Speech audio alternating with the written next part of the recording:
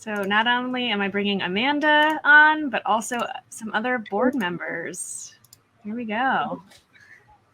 Hi, team. Excited to have the crew up here hanging out with us for today, including Molly, who has been one of our originators and events directors, who made Outlier happen twice. So can we just get like a virtual round of applause in the chat for Molly and the events team and everything? I am like blown away with joy and happiness about the way in which this whole conference has gone this year, Molly, and have heard nothing but glorious, wonderful things from everyone who's been part of it. So kudos. Yay, thank you. And of course, special shout out also to Evelina and the whole events committee who have all like kicked butt. Like Lloyd made a web app. like it's just like, yeah. Anyway, everyone has just been like phenomenal. Yeah. Yeah. So we're excited to be here and kind of have one of the wrap-up sessions be talking about DVS, what's coming up for the coming year, and talking with you about some questions about how might we go ahead and embody our mission as an organization. What things are you interested in seeing from us as an organization, and what gaps do you see in the broader data viz community and profession that you think DVS is really uniquely positioned to fill? One of the questions I've asked a lot of the board members as we're thinking about 2022 plans is this something that we are uniquely positioned to do as an organization, as the professional home for data visualizers? And also, who can we collaborate with, and who are other people in or adjacent to this space who we should be talking to, collaborating with, working with?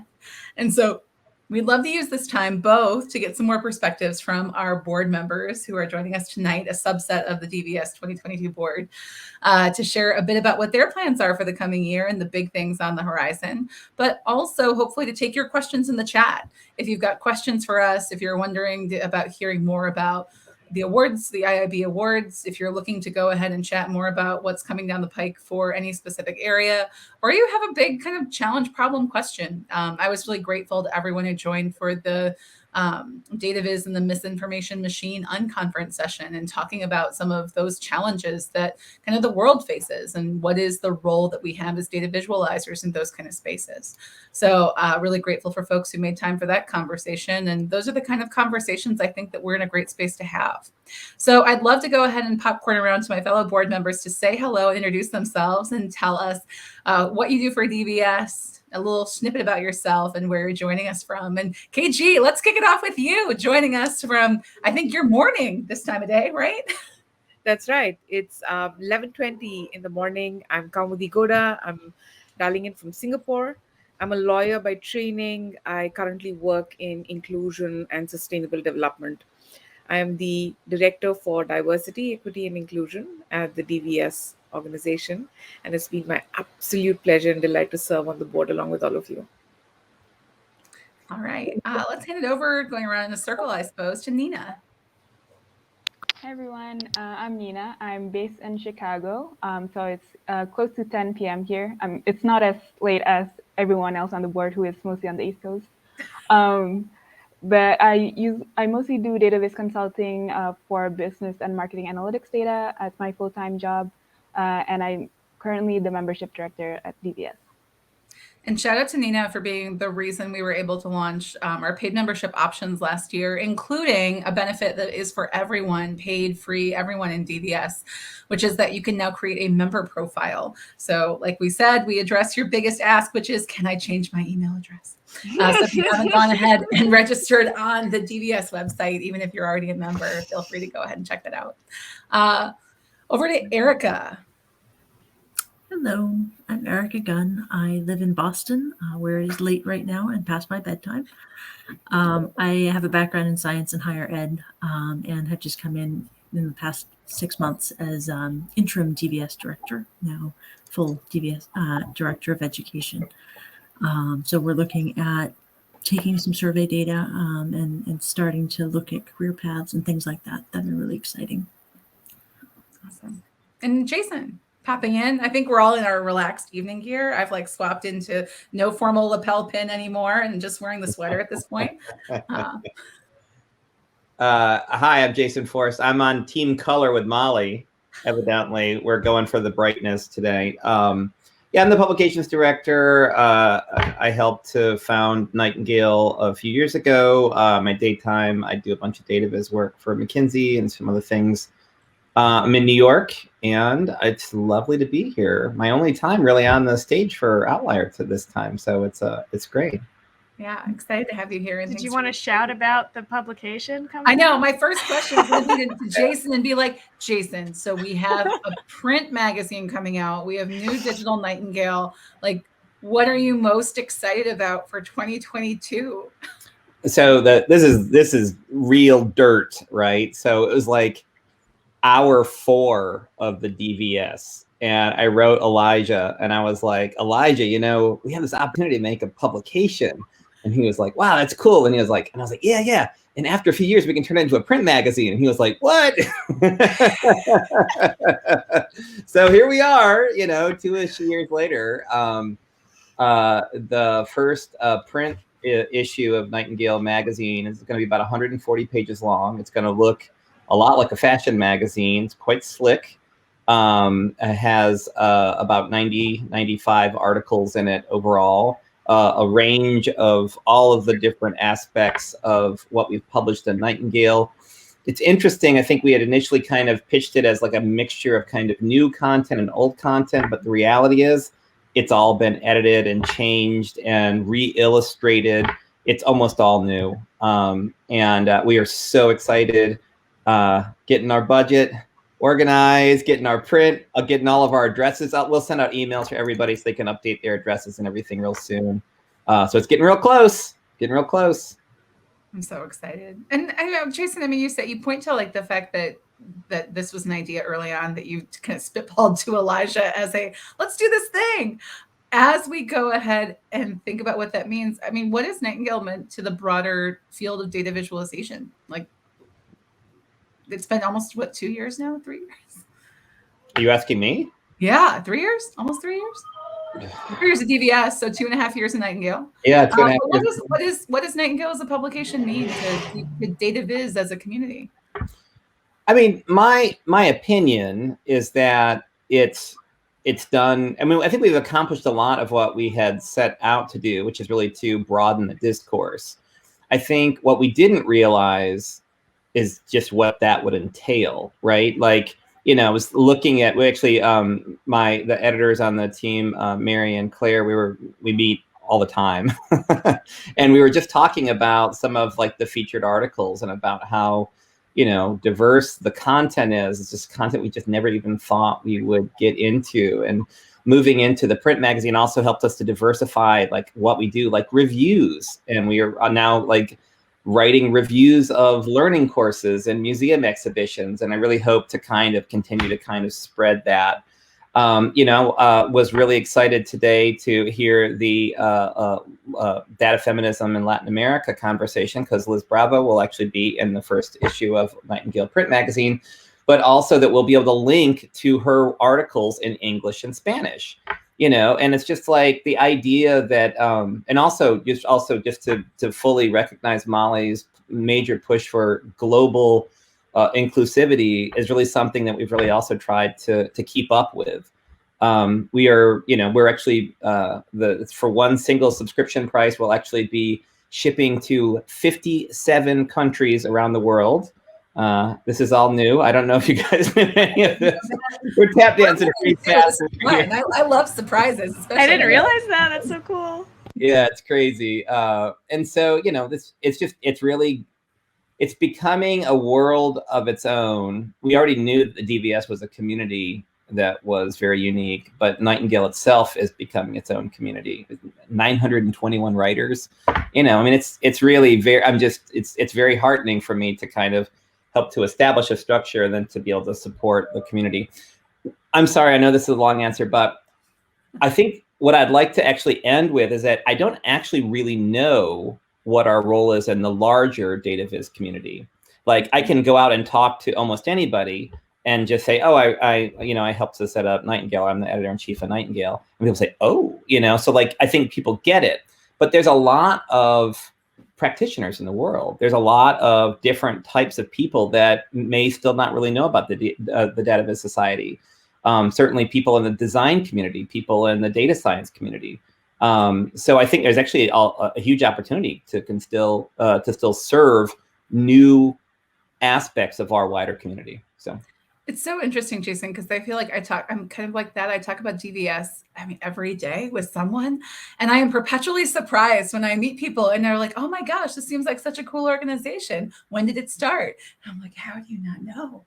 But I mean, it speaks to me that there's a lot of opportunities for us to engage so many more people from around the world in these spaces. And KG, I know you've been working on different initiatives to kind of think about what that global reach can look like, how we can be more globally inclusive. Do you want to share a bit about the work you've been doing and some of your plans for 2022? I think I'll actually pick up the note that you ended on, Amanda. My observation has been that my role is to provide guidance and thinking and do some work on inclusion and equity. As you can see from the conversation already, almost everyone serving on the board, I find, center their actions on equity and inclusion. And that's important because that goes to the ethos of the organization, and everything that's an output from the work that's being done is inclusive in nature, or at least the intentions are certainly to be inclusive.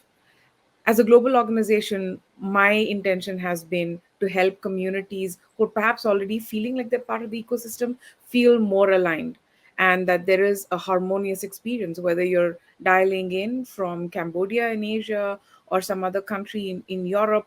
You understand what DVS is about and you feel your voice matters. To Jason's point, I think what a magazine then does is it provides an opportunity. If you already have a crew of 92 writers, then there is an aspirational element to it. I also want to say I have had a publication in the magazine. It means something. It provides an opportunity. It provides a sense of this is the community I belong to, and here's what I've done in that community. So both opportunity and the fact that work is aligned, it is all with the intention of being inclusive. That's my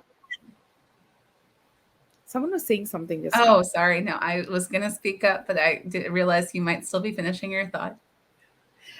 What's ahead from my team is we are trying to define what inclusion means. The observation I have is that the same word can mean different things in different contexts.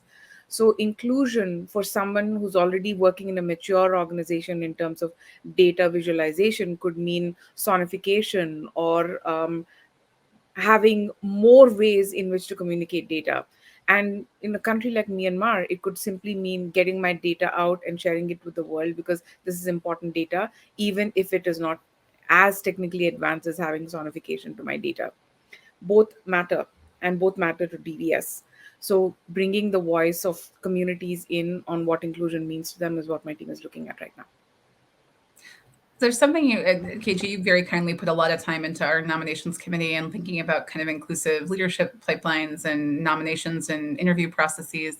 And I know one of the things that you said in those conversations really struck me, and I think I've brought it up in a couple other conversations over the course of the past couple of days, which is the ways in which having kind of some structure and transparency and guidelines can be in their own way inclusive, to allow different people to understand how to navigate and be part of an organization or to pursue a leadership path or to pursue a data viz career. And that's something that's continued to kind of stick with me in this. And I'm not sure if you intended that when you first said it in our nominations conversations, but it does make me think of the conversations that we're having right now around careers and data visualization careers and what the different paths are into data viz and how so many of us kind of have a happy accident of meandering into this space. Very few folks who are 5-10 year practitioners are people who got a college degree in visual analytics or something like that. I mean, when I was an undergrad, I think the closest thing we had to data viz and data science was decision support systems. In the business school was probably the closest thing to that. And a lot of my friends who were in that program are now data scientists. And so for me, it's been really interesting to hear all the conversations at Outlier about the interest in better understanding those career paths and journeys so we can demystify them a bit and help be more inclusive in people who want to pursue careers in this field. And I know, Erica, you've been working on different approaches to tackling that big question. Do you want to share a bit more about that work? Sure. I have been doing as much as I can to pull things out of the wonderful bank of survey data that we have collected over the years. Right now we're focusing on last year and this year's new data, but really trying to take that and I don't know if I can demystify yet, but we can at least begin to describe what the different populations are for the different career groups. And from that to start pulling out information that creates a portrait of what does it mean to be a business analyst? What does it mean to be a data visualization developer or a designer? And of course, anybody who works in those spaces know that within that category, there's about a million other things, but starting to really try to break those things out and to make it a little bit clearer for people, at least what skills go into those different roles, what the different working conditions are like. Possibly, we'll see if there's enough data, but to start looking at that across sectors within an industry to understand, how those jobs vary, and to start having conversations about that with the community as well. I'm really excited to see how this moves forward. Yeah, me too. And also kind of thinking towards inclusion, I want to make sure each of our team members joining us can share a bit about their work, and then we'll tackle a couple bigger questions. But Nina has also been working on this big question of inclusivity and how we create space for engagement around the world and to bring people together around different topical areas of interest or geographically. Nina, do you want to share any more about the work that's happening in the membership space this year and how we're looking to connect with our members, or questions and asks you might have for our members that you want to learn more about? Yeah, for sure. So one of my priorities this year is essentially creating some kind of affiliated groups for DVS in terms of like establishing either local chapters or chapters or groups based on specific interests. Because I think one of the pain points that I've heard from our members is that the DVS Slack channel or the DVS itself, it might be a little bit too large for them to engage with. If you look at our Slack channel, it currently have like over 16,000 people on there. So it might be a little bit daunting for you to like start a conversation or like really like make a connection with someone. So having the smaller groups allows you to actually have that conversation. So for example, if you're interested in health, you can kind of join like a specific health group and kind of have a conversation there. Or we can also do groups based on your region. I know I've had some conversation during Outlier with the APAC groups, and there's a lot of like interesting thing that we kind of share in common. So just having some kind of similar background and like smaller groups, I feel like can increase some of that engagement among the DVS members. Yeah, I'm really excited to see that those move forward in those kind of communities, Nina. We've got a couple great questions in the chat that I'll go ahead and share out. So one about kind of, has DVS considered if and how it can provide fellowships or grants on research and or funded education or training on how to diversify representation in the data viz community, as well as diversity in how data is designed, who designs it, and whose stories are told and how. That's a lot in one big question. But I'll tackle the first part, which is around providing fellowships and grants. We do work really hard, even as a very small nonprofit, in terms of what our annual operating budget is, that is run by a team of volunteers to make sure that we are where we can, as best we can, compensating people for their time and labor. We pay honorariums to our main stage speakers at Outlier. We pay our authors and writers on Nightingale, and we also pay multiple part-time contractors to support the organization. We're not in a financial space right now to actually provide funding to other groups. We're actively seeking and looking for funding ourselves to continue to scale and grow, but would love to kind of keep that as a thing that we could consider in the future. For the other kind of half of that question, though, I defer to my colleagues on stage in terms of what we're thinking about in terms of training opportunities to diversify representation and how we influence how data gets created, curated, and shared. Thoughts from our team?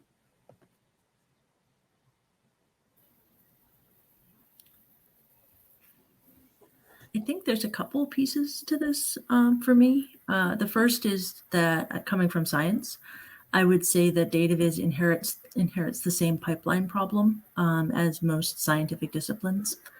There are factors way before people get to this stage that sort of divert them out. And I think a lot of what we were talking about before about opening up the conversation and decreasing barriers to participation and sort of practical things within this space can help to counteract some of that previous exclusion. So I hope that some of the effort at inclusivity is helping to bring people back in who might have otherwise been pushed out in the past. And I think a lot of this conversation about who gets represented and how, these are fundamental data ethics questions that impact all of us. And I mean, from my perspective, at least, inclusivity is not a thing that we do for you who need to be included. It's a thing we do for us, because it makes us all better. So I think having, as KG was talking about before, having that perspective and helping people in that way is really important. I don't know that I have specific places yet to put that into the education program. But even things like talking about multilingual resources are a place to start, and something that we are looking at. Jason, I saw you popped off mute. Did you have something to add there? After the family comes through, it's bedtime. No problem. We bring our whole selves to DVS. Like you see the women's snowboards. I know. We'll get back to the Olympics in a second, sweetie. So anyways, I think that, as I said, when we started off Nightingale, the whole idea, I mean, there were like academic journals, there were books, but there really wasn't like a home. And I know that like myself, I was just publishing towards data science and Medium, and it never really felt right. And I think that's one of the things that I was reflecting on with the editors, recently. And that's what I was trying to say earlier, is that we actually have made a global home for data viz. I don't know if we overlap with other communities like Tableau or the Triple E folks and things like that. But, I think really that's the nature of our community, is to continue to expand and grow, and to have opportunities like this for the community to tell us how to grow, where to grow, to get involved so that we can do that together. So that's all I have. Great point. I have one more tiny piece after hearing that too. I think, especially with things like inclusion, it's important to have people design the things that they need. And it would be really useful to have a sense from the community of what that space could look like and how we could help there. So if you have thoughts on that, wide open. Well, and I know we're kind of getting towards the end of our time together. There was a great other question about the background behind the name of Nightingale. I did throw Jason the question or the link to the About section into the chat box. But do you want to, in 30 seconds, tell everyone what Nightingale is named after? Florence Nightingale, definitely the patron saint of modern healthcare, hospitals, nursing, and a data visualization practitioner and argument winner. Mm-hmm. As we're going ahead and wrapping up, I think on those themes around kind of how we stay engaged and how we enable a diverse, inclusive data visualization society, if I could just ask everyone to share, what's the one big thing outside of the area that you own inside of DVS that you are excited to see move forward to help us move forward towards that mission this year? Molly, what are you most excited about that's not Outlier 3? I think we can't hear you, my dear. Sorry, that was my fault. I'm excited to get my print Nightingale in the mail. So, yeah. Nina, what are you most excited about that's outside of membership? I'm excited about the career portraits that Erica is working on, because personally, that was something that I struggled with when I was getting into data viz. So I feel like having something like that will definitely be helpful. KG? That's an easy answer for me. Practically everything everybody on the board is doing is super exciting. And here's why. Nina's affiliations, Erica's career paths, Simran's early career, Amelia's operations, super exciting stuff going on. So actually, with your permission, Amanda, I'd like to give a shout out. Folks who are listening and tuning in, if you have ideas for affiliations in your country, little groups that are perhaps doing really interesting work at the community level that you think we should get in touch with, or organizations who want to provide grants for really interesting work that you're interested in for DVS, give us a shout out. If there are people we should talk to, let us know. I'm personally interested. I know every single person on this call is interested. So we want to get in touch with you, let us know, and we want to invite you in so you can pick up the projects that excite you and you can take leadership of those. Yes. Thanks. Jason, not Nightingale, what are you excited about? Local affiliations. I'm ready to see people. I'm ready to socially distance with my mask on and get into a room and talk to people again. we had a chapter in New York City. We're looking forward to starting it back up. We're looking forward to supporting the other groups around the country and world. So follow Jason on Twitter for really cool random data art pop-ups, by the way. Shout out to Jason for his random data art pop-ups and things. They're neat. Erica, what are you excited about? The work that KG is doing on the understanding our member base and especially a global perspective there, I think is really important for helping us know where we're going and to get there. Love it. And I will say, I'm really excited about kind of getting a more kind of big picture events calendar together that shows us all the different things that our different departments and groups are doing in the course of a year, and making sure all of you know about it in advance so you can mark your calendars and engage on everything from watching great instructional kind of exploratory videos to engaging in smaller, maybe future uncomped sessions, because there's been a lot of excitement about all the uncomps here and everything else. It's been a really wonderful time to get together with folks on Outlier. And it just reminds me how much I miss hanging out with people. So more events, more connection, more informal times to go ahead and hang out with each other, because ultimately that's what community is about, right? Connecting with each other as people. Thank you so much, Molly, for giving us the time to go ahead and chat today. We'll leave it over to you to go ahead and wrap up this last set of talks for the day, launch us off into the rest of the evening's activities, very late in the evening for me. And I'll hope to see you guys back when we wrap up for the rest of Outlier 2022. Yeah, sounds good. Thanks for joining the stage, and thanks for, I had a break from moderating there, so well done, Amanda. And all right, I'll see y'all. I'm going to take you off and give them one last announcement. Thanks, everyone.